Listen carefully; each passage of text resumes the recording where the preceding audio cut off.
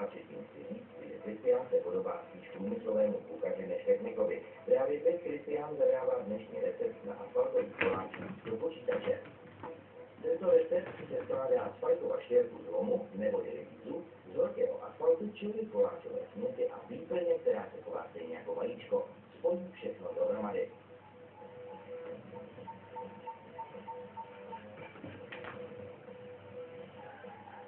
Takže je to jako pečení dokonale průmyslového koláče. Pečení začíná tím, že štěrk z lomu projede po pásu až ke stroji, který se dá popsat jako obytný mixér.